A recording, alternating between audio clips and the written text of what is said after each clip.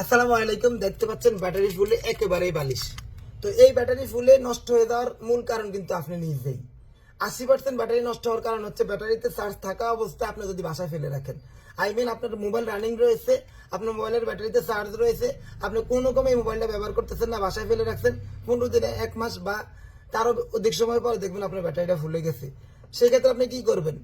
Mobile যদি running থাকে, মোবাইলের ব্যাটারি চার্জ চালিয়ে শেষ করে ফেলেন, এরপর মোবাইল পাশে রেখে দেন, ব্যাটারি কিচ্ছু হবে না।